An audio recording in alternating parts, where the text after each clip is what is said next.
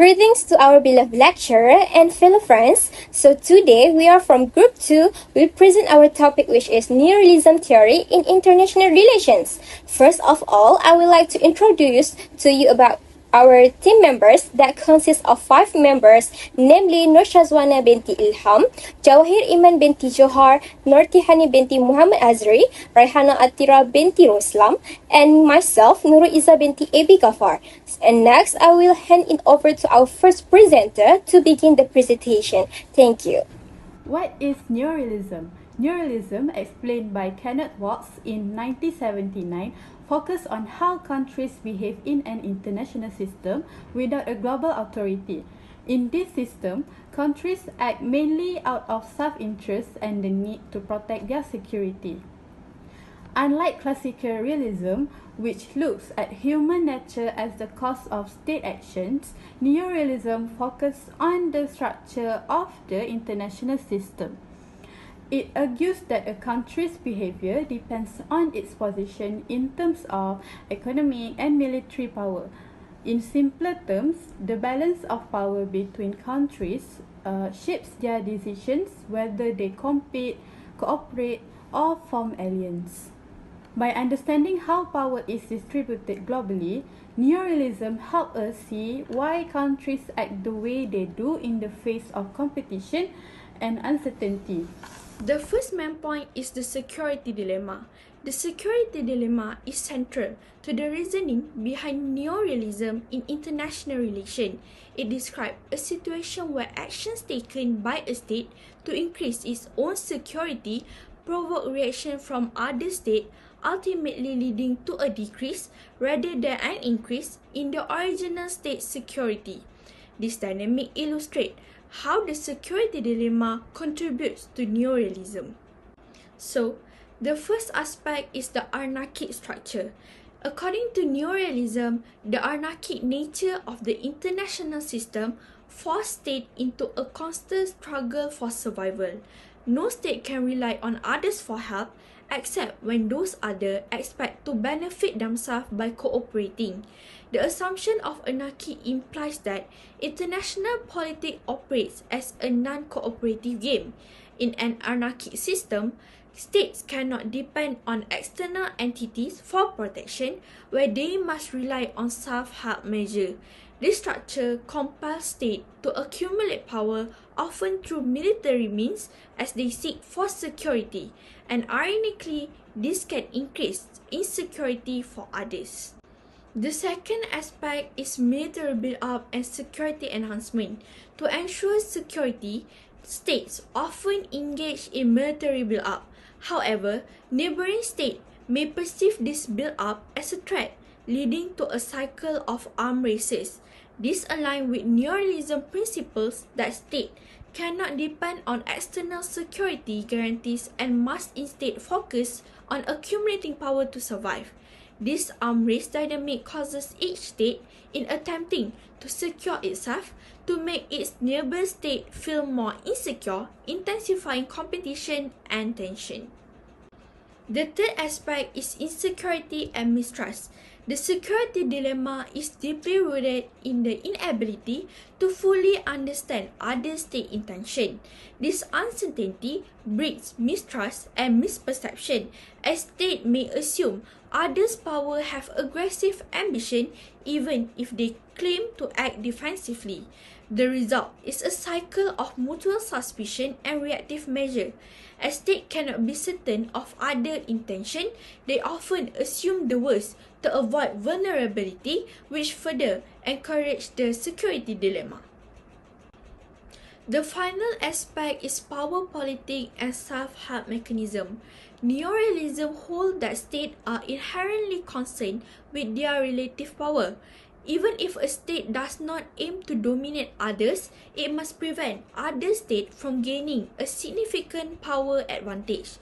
The security dilemma exacerbates this by creating a continuous drive for military and economic resources as states focus on relative gain to protect their security.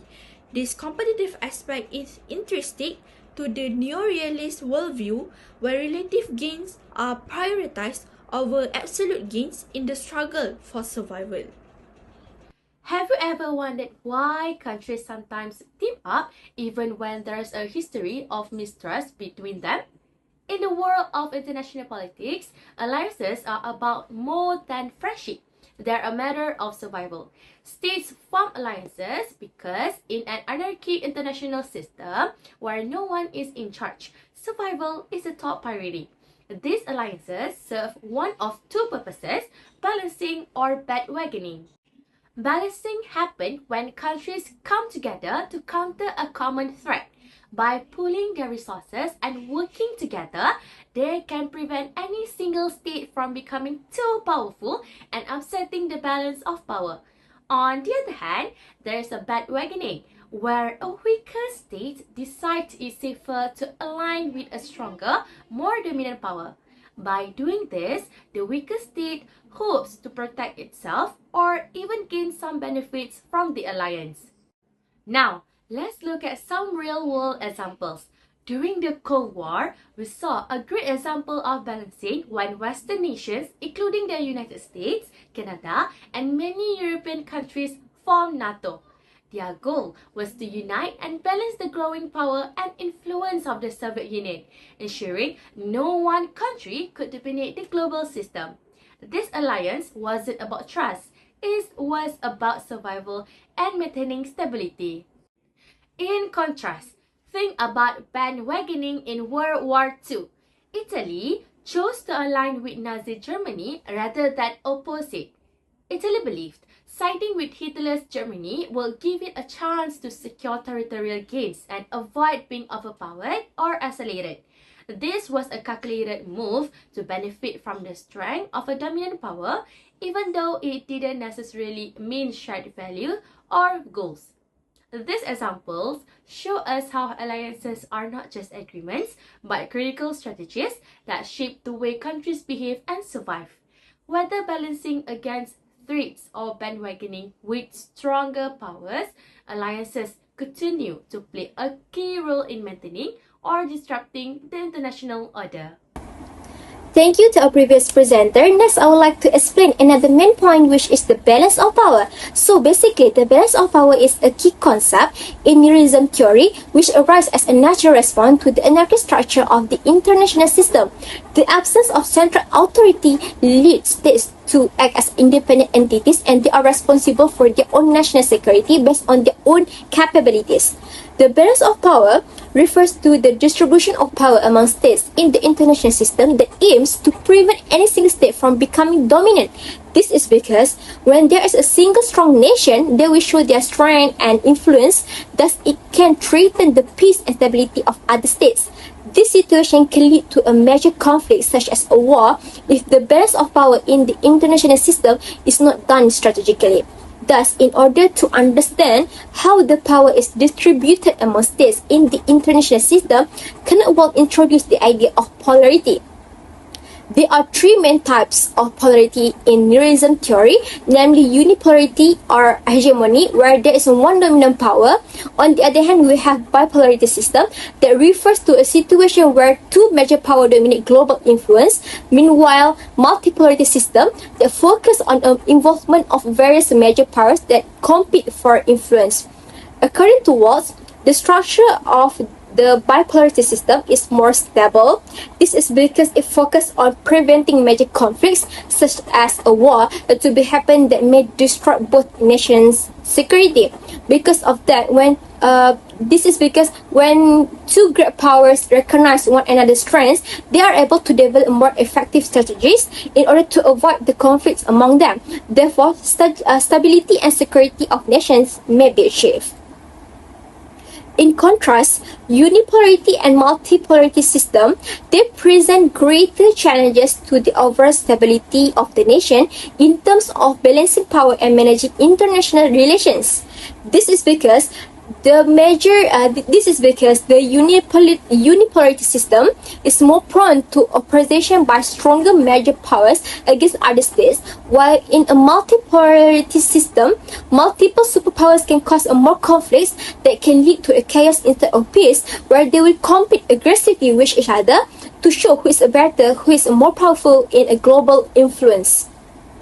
For example, we can see through the concept of Europe system, which consists the agreement of several superpowers such as Great Britain, Greece, Russia, and France to maintain balance with each other in order to achieve a good national security, eventually fell into the World War I due to intense competition to expand their empires, which ultimately lead to tension and conflict among European countries. This situation clearly shows that great powers do not always guarantee national security because it is always changing, and the concentration of power can often be the main causes of war. Therefore, the distribution of power or the balance of power is very important in realism theory, as it is the key to how the state can survive in the anarchic international system, as it also determines the state's behavior and strategy, in which the balancing power can be done through military strength, economic and technological development, as well as the information of alliance with other states to balance the power of potential competitors. For example, the application of the concept of balance of power can be seen during the Cold War, where a period of intense competition between two superpowers, which the United States and the Soviet Union, lead both states seeking to increase their influence and capabilities, especially military capabilities and nuclear development, that ultimately lead to a dangerous arms race and global proxy wars. This conflict demonstrate the Neo-Realism ideas that states are very concerned with their own stability, security, and survival in an anarchist system of international relations. That's all for me. Next, I would like to pass to the next presenter. Thank you. In Neo-Realism, countries strive to maintain or improve their position in the global hierarchy, often using military technology as a key competitive advantage. For example, advanced missile defense systems like the US THAAD, Terminal High Altitude Area Defense, not only strengthen national security, but also project power, influencing alliances and deterring rivals like North Korea or China. Similarly, cyberspace has become a critical battlefield. States use cyber capabilities to undermine each other by targeting infrastructure, political processes, and national security. For instance, allegations of Russian interference in US elections highlight how cyber tools can disrupt governance and shift global power dynamics. These actions align with neo-realist ideas that in an anarchic world where no global authority exists, states use all available tools, be it military technology or cyberspace, to secure their interests and maintain their standing in the balance of power. Moreover, maintaining a balance of power is crucial for global stability. Arms control agreements play a key role in ensuring no state gains an overwhelming military advantage that could disrupt this balance. These agreements are not about trust or cooperation, but are strategic tools that states use to manage competition and avoid unnecessary escalation.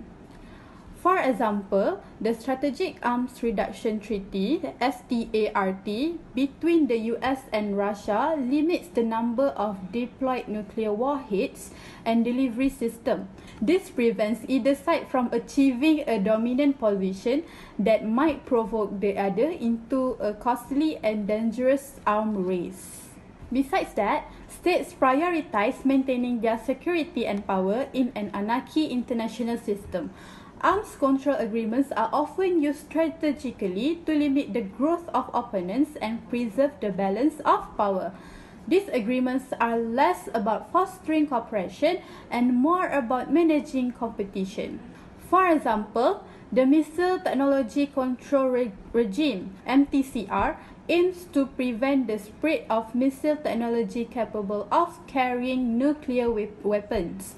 While framed as a global security measure, it also restricts emerging powers from developing advanced missile systems, ensuring that dominant states retain their technological edge.